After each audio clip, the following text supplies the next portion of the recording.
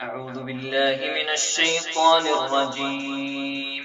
بسم الله الرحمن الرحيم. إن المسلمين والمسلمات والمؤمنين والمؤمنات والقانتين والقانتات والصادقين والصادقات والصابرين والصابرات والخاشعين والخاشعات والمتصدقين والمتصدقات والصائمين والصائمات والحافظين فروجهم والحافظات والذاكرين الله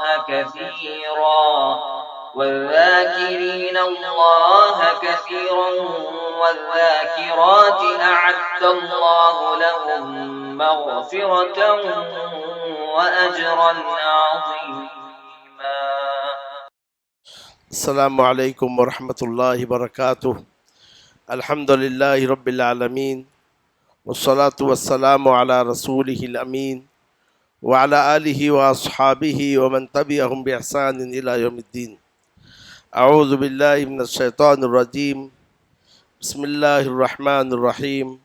ولا تأکلوا اموالکم بینکم بالباطل وتدلوا بها إلى الحكام لتأكلوا فريقا من أموال الناس بالإثم وأنتم تعلمون.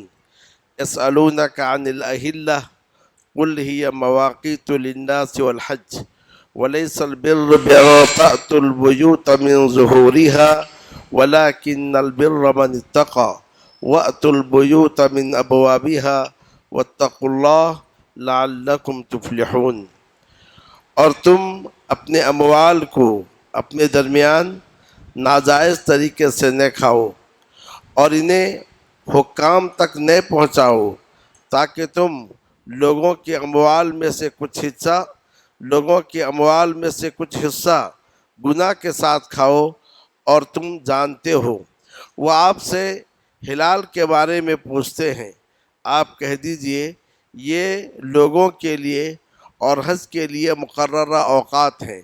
نیکی یہ نہیں کہ تم گھروں کو ان کے پیٹ سے آؤ، لیکن نیکی اس شخص کی نیکی ہے جو تقوی اختیار کرے. اور تم گھروں کو ان کے دروازوں سے آؤ، ڈرو اللہ سے تاکہ تم کامیاب ہو جاؤ. برادران اسلام اور خواتین، پچھلی آیات میں روزے کے احکام بیان کیے گئے تھے.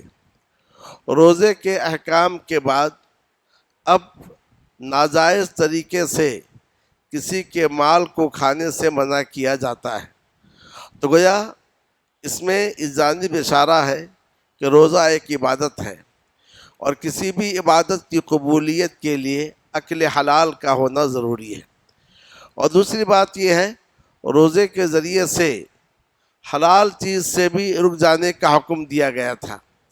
تو جب حلال چیز سے رکنے کا حکم دیا گیا اور تم نے اس میں اللہ کی اطاعت کی، اب تم سے یہ کہا جا رہا ہے کہ حرام چیزوں سے بچو اور حرام چیزوں سے دور رہو. تو اس سلسلے میں رب العالمین نے فرمایا اور تم اپنے اموال کو اپنے درمیان ناجائز طریقے سے نہ کھاؤ. اس کے بعد کہا گیا کہ ناجائز طریقے سے کھانے کا ایک طریقہ یہ ہے کہ ان اموال کو حکام تک پہنچاؤ تاکہ تم گناہ کے ساتھ باطل طریقے سے لوگوں کے مال کا کچھ حصہ کھا لو، جانتے بوجھتے کہ یہ تمہارا مال نہیں ہے. اس آیت سے یہ بات معلوم ہوئی کہ کسی کے مال کو ناجائز طریقے سے کھانے سے مراد استعمال کرنا یا کہ لینا، چاہے کھائیں یا نہیں کھائیں. تو گویا کسی کے مال کو ناجائز طریقے سے لینا اسلام میں حرام ہے.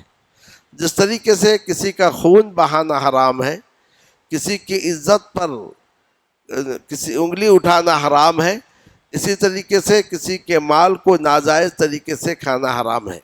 نبی اکرم صلی اللہ علیہ وسلم نے حجۃ الوداع کے موقع پر کہا تھا الا ان دماءکم و اموالکم و اعراضکم حرام علیکم کحرمت یومکم ھذا فی شہرکم ھذا فی بلدکم ھذا، سن لو تمہارے خون، تمہارے اموال، تمہاری عزتیں اور آبروئیں محترم ہے تم پر، جیسا کہ ذی الحجہ کا مہینہ محترم ہے، جیسا کہ یوم النحر محترم ہے، جیسا کہ شہر مکہ محترم ہے۔ تو گویا اس حدیث میں نبی اکرم صلی اللہ علیہ وسلم نے مال کو جان اور عزت کے برابر قرار دیا، کہ جس طریقے سے جان محترم ہے، کسی کا ناحق خون بہانا جائز نہیں ہے، کسی کے عزت پر انگلی اٹھانا، کردار کشی کرنا جائز نہیں ہے، اسی طریقے سے کسی کا مال ناحق کھانا بھی جائز نہیں ہے۔ مال گرچہ سب کچھ نہیں ہے مگر معاشرے کے لیے بہت کچھ ہے۔ مال کے ذریعے سے ہی معاشرہ آگے بڑھتا ہے، مال کے ذریعے سے ہی معاشرے میں ترقی کے کام ہوتے ہیں، مساجد کی تعمیر ہو، مدارس کی تعمیر ہو، یتیم خانوں کی تعمیر ہو، بچوں کی تعلیم و تربیت کا نظم ہو، سڑکوں کی تعمیر ہو، شفا خانوں کی تعمیر ہو، ان سب کے لیے مال اہم کردار ادا کرتا ہے۔ اسی لیے دین اسلام نے ہمیں مال کے سلسلے میں اعتدال کا حکم دیا ہے۔ قرآن مجید میں مال کو کہیں خیر کہا گیا، وَإِنَّهُ لِحُبِّ الْخَيْرِ لَشَدِيدٌ، یہ انسان خیر کی محبت میں یعنی مال کی محبت میں بہت سخت ہے۔ مال کو خیر اس لیے کہا گیا کہ مال کے ذریعے سے ہی بہت سارے خیری امور انجام دیے جاتے ہیں، اور اسی مال کو اللہ کا فضل بھی قرار دیا گیا ہے۔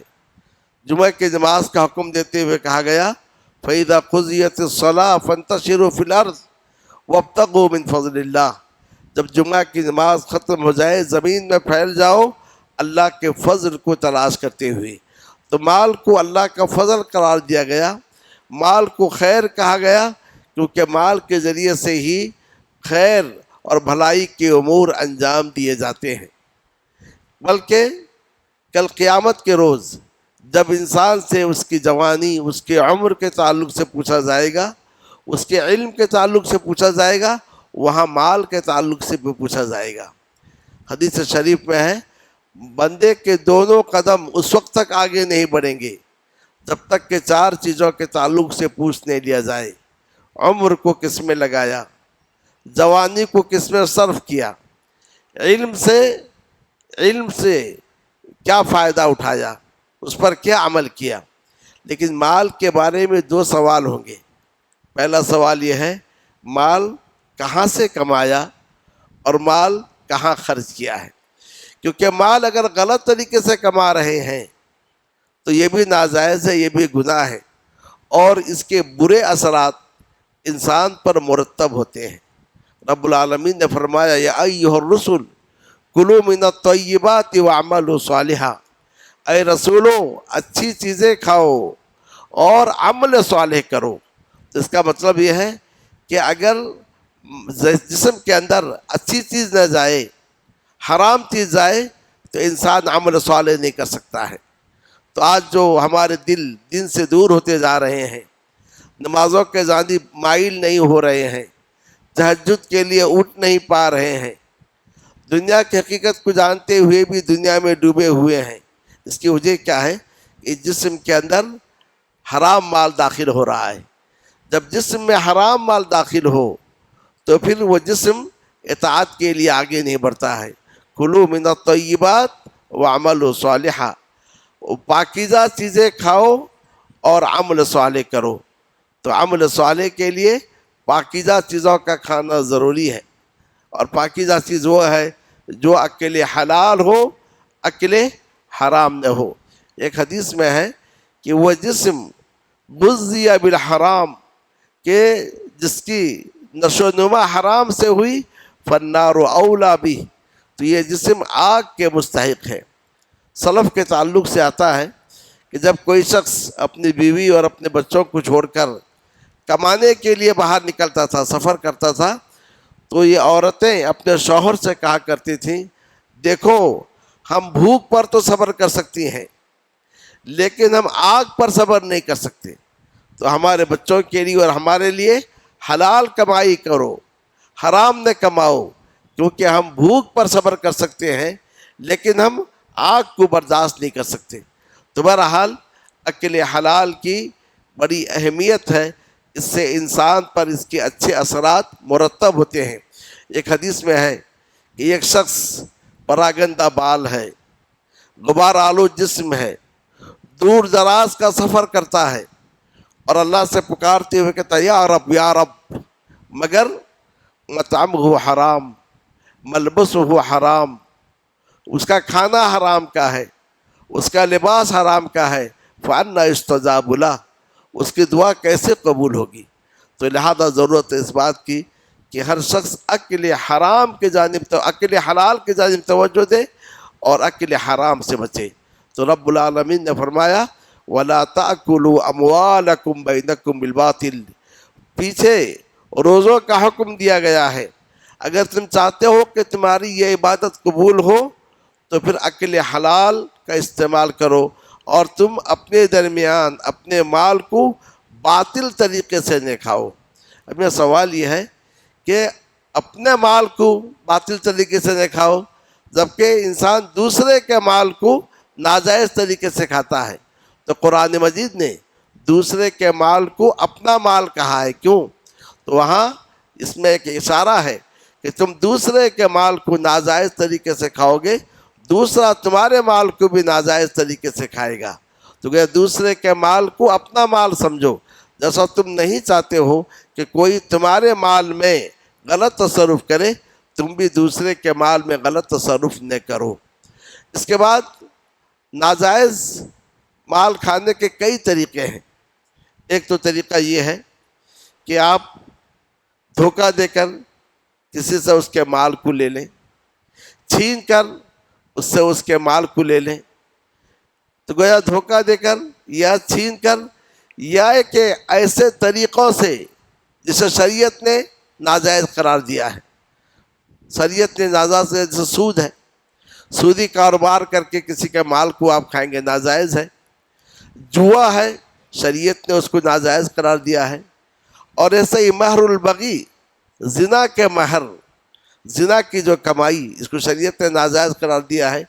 حلوان الکاہن، کہانت کی جو رقم ہے، کسی کو غیبی باتیں بتا کر جو کماتی ہیں، اس کو شریعت نے ناجائز قرار دیا ہے۔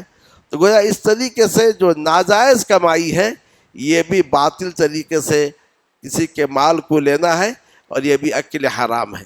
تو گویا ناجائز طریقہ ایک تو یہ ہے آپ کسی کو دھوکہ دے کر اس کا مال لے لیں، ناجائز طریقے سے مال یہ کسی کو اس کے مال کو چھین لیں، چوری کریں یا کہ ڈکیتی کریں۔ اور ناجائز یہ بھی ہے کہ ایسے کاروبار کریں آپ جو کاروبار کے شریعت میں ناجائز ہے۔ ان ساری چیزوں کو اس میں، ساری چیزیں اس میں داخل ہیں کہ ان سارے طریقوں سے تم مال کو نہ کھاؤ، یعنی مال کو استعمال نہ کرو۔ وَتُدْلُوا بِهَا إِلَى الْحُكَّامِ لِتَأْكُلُوا فَرِيقًا مِنْ أَمْوَالِ النَّاسِ بِالْإِثْمِ۔ اب یہاں کہا جا رہا ہے ناجائز طریقے سے مال کھانے کا ایک اور طریقہ ہے، وہ یہ ہے آپ کے پاس کسی کا مال ہے لیکن اس کے پاس کوئی گواہی نہیں ہے کہ اس کا مال آپ کے پاس ہے۔ اب آپ انکار کرتے ہیں کہ نہیں، تمہارا مال میرے پاس نہیں ہے، اور پھر اس معاملے کو لے کر، اس جھگڑے کو لے کر عدالت تک لے جاتے ہیں اور عدالت میں ثابت ہوتا ہے کہ اس کے پاس کوئی دلیل نہیں ہے۔ اب آپ جھوٹی قسم کھا کر مال کو اپنے حق میں کر لیتے ہیں اور آپ جانتے ہیں کہ مال آپ کا نہیں ہے، یا کہ اس طریقے سے رشوت دے کر دوسرے کی زمین کو ہڑپ کر لیتے ہیں، رشوت دے کر دوسرے کے مال کو ہڑپ کر لیتے ہیں۔ یہ ساری چیزیں اس میں شامل ہیں۔ تو کہا اور نہ پہنچاؤ ان مالوں کو حکام کی طرف، چاہے قاضی ہو چاہے حاکم ہو، تاکہ تم لوگوں کے اموال کو گناہ کے ساتھ کھاؤ اور تم جانتے ہو کہ یہ مال تمہارا مال نہیں ہے۔ انسان جانتا ہے یہ مال میرا مال نہیں ہے، لیکن اس کے باوجود بھی مختلف طریقے اپنا کر، حیلے اپنا کر اور وکیلوں کو کھڑا کر کے ناجائز کو جائز کرنے کی کوشش کرتا ہے۔ تو اس آیت میں رشوت دے کر رشوت کو حرام کیا گیا، اور ایک اہم بات بتائی گئی کہ قاضی کا فیصلہ حلال کو حرام، حرام کو حلال نہیں کرتا۔ حاکم کا پنچیت کا فیصلہ کسی جائز کو ناجائز، ناجائز کو جائز قرار نہیں دے سکتا ہے۔ نبی اکرم صلی اللہ علیہ وسلم نے فرمایا میں ایک بشر ہوں، انسان ہوں، میرے پاس جھگڑنے والے آتے ہیں، ان میں سے ایک دوسرے کے مقابل میں اپنے بات کو، اپنے معافی ضمیر کو اچھی طرح ادا کرنے پر قادر ہوتا ہے، تو میں اس کی بات کو سمجھ کر اسے سچا سمجھتا ہوں اور اس کے حق میں فیصلہ کرتا ہوں۔ مال تمہارا ہے، زمین تمہاری ہے، گھر تمہارا ہے، مگر یاد رکھو میں نے کسی کے لیے کوئی فیصلہ کیا اور وہ اس کا نہیں ہے تو سمجھو میں نے اسے آگ کا ایک ٹکڑا میں نے دے دیا ہے، چاہے تو اسے لے لے، چاہے تو اسے چھوڑ دے۔ تو برادران اسلام، معاملہ انتہائی سنگین ہے۔ تو ہم جانتے ہیں کہ جو عدالت میں ہمارا کیس ہے ہمارا ہے یا ہمارا، ہم جانتے ہیں، تو ایسی چیزوں میں کسی کے مال کو ہڑپ کرنا، اس کے برے اثرات دنیا میں بھی ہوتے ہیں اور آخرت میں بھی اس کے برے اثرات ہوتے ہیں۔ بلکہ بچوں کی نافرمانی کا ایک سبب یہ ہے کہ آپ کی کمائی حرام کی کمائی ہے۔ آپ کے حرام کی کمائی سے جو بچے ہوتے ہیں تو وہ بھی آپ کے لیے کیا ہوتے ہیں؟ نافرمان بنتے ہیں۔ اکل حرام کے بعد دو باتیں بتائی گئی۔ ایک تو یہ ہے، ہلال کے بارے میں پوچھا گیا تھا، اس کا جواب دیا گیا۔ معاذ بن جبل رضی اللہ تعالیٰ عنہ اور ثعلبہ الخشنی رضی اللہ تعالیٰ عنہ، ان دونوں نے نبی صلی اللہ علیہ وسلم سے پوچھا، نبی صلی اللہ علیہ وسلم، یہ چاند کے عجیب معاملہ ہے، جب شروع ہوتا ہے مہینے کے شروع میں بالکل دھاگے کے مانند ہوتا ہے، ہوتے ہوتے بڑا ہو جاتا ہے، یہاں تک کہ بدر بن جاتا ہے، مکمل بن جاتا ہے، پھر گھٹتا جاتا ہے یہاں تک کہ پہلے کے جیسے ہوتا ہے۔ ایسا کیوں؟ تو اللہ عز و جل نے اس پر یہ آیت نازل کی، یسألونک عن الہلہ، وہ آپ سے پوچھتے ہیں ہلالوں کے بارے میں، یعنی ہر مہینے کے ہلال کے بارے میں۔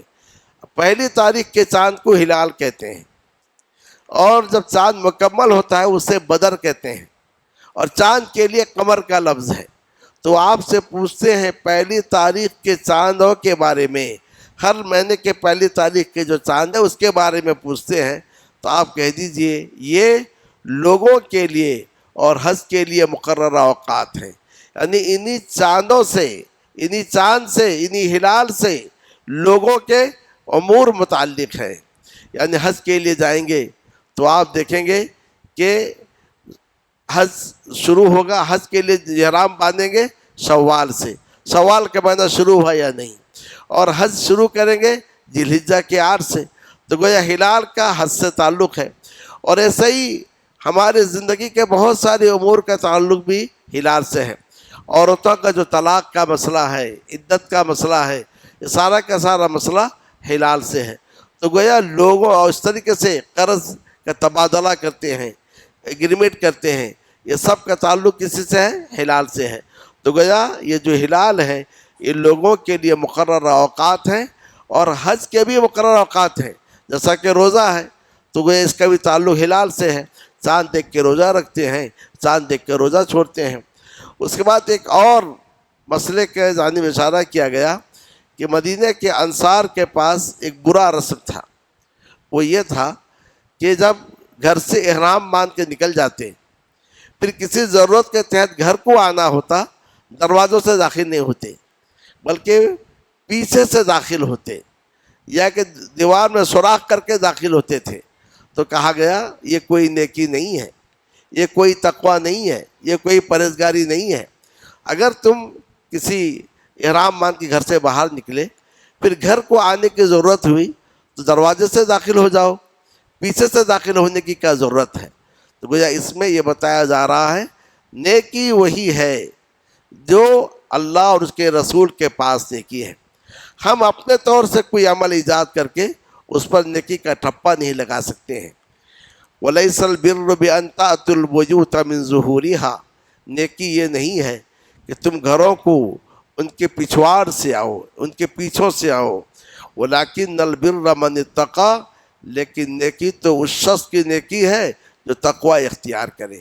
اصل نیکی اللہ سے ڈرنا ہے، اللہ کا خوف اپنے اندر پیدا کرنا ہے، اللہ کی ناراضگی کو اور اس کی رضامندی کو سامنے رکھتے ہوئے زندگی گزارنا ہے۔ وَأْتُوا الْبُيُوتَ مِنْ أَبْوَابِهَا، اور گھروں میں ان کے دروازوں سے داخل ہو جاؤ۔ وَاتَّقُوا اللَّهَ لَعَلَّكُمْ تُفْلِحُونَ، اللہ سے ڈرتے رہو، یعنی اللہ کے حکم پر عمل کرتے رہو، اللہ نے جس سے منع کیا اس سے بچتے رہو تاکہ تم کامیاب ہو جاؤ گے۔ اس میں ایک اہم قاعدہ بتایا گیا کہ ہم اپنے طرف سے کسی عمل کو نیکی قرار نہیں دے سکتے، یہ چیز نیکی ہے۔ اگر یہ قاعدہ بنا لیا جائے، آپ ایک طریقہ بنا لیں گے، دوسرا طریقہ بنا لے گا، نہیں، نیکی وہی ہے جسے اللہ عز و جل نے مشروع کیا ہے، نیکی وہی ہے جو رسول اکرم صلی اللہ علیہ وسلم کی زبانی ہم تک پہنچی ہے، اسی کا نام نیکی ہے۔ تو لہذا ہمیں چاہیے یہ جاننے کی کوشش کریں کہ کن باتوں سے اللہ خوش ہوتا ہے، کن باتوں سے اللہ ناراض ہوتا ہے، ان پر ہم عمل کریں، دین میں اپنے طرف سے کسی چیز کو ایجاد کرنے سے بچیں۔ اسی لیے حدیث شریف میں ہے، جس نے کوئی ایسا عمل کیا جس پر ہمارا حکم نہیں مردود ہے۔ افسوس کی بات یہ ہے کہ آج لوگ جذبات میں آ کر اپنے طرف سے نئے نئے طریقے ایجاد کرتے ہیں اور یہ سمجھتے ہیں ان نئے نئے طریقوں کے ذریعے سے ہمیں اللہ کی رضا اس کی خوشنودی حاصل ہوگی۔ ہرگز نہیں، بلکہ اللہ کی رضا اس کی خوشنودی اسی راستے سے ہے جو راستہ کہ اللہ عز و جل نے ہمیں بتلایا ہے۔ رب العالمین سے دعا ہے کہ اللہ عز و جل اس کتاب مجید کو ہمارے لیے دنیا میں سعادت کا ذریعہ بنائے، آخرت میں نجات اور ہمارے لیے شفاعت کا ذریعہ بنائے۔ وصلی اللہ تعالی علی النبی الکریم وعلی آلہ وصحبہ اجمعین۔ اس ویڈیو کو آپ اپنے رشتہ دار اور دوست احباب کے ساتھ ضرور شیئر کریں اور سبسکرائب کریں اور بیل آئیکن کو دبانا نہ بھولیں تاکہ مزید آنے والی ویڈیوز وقتاً فوقتاً آپ کے لیے اپلوڈ کرتے ہیں آپ اس سے مستفید ہوتے ہیں۔ جزاک اللہ خیر، والسلام علیکم ورحمۃ اللہ وبرکاتہ۔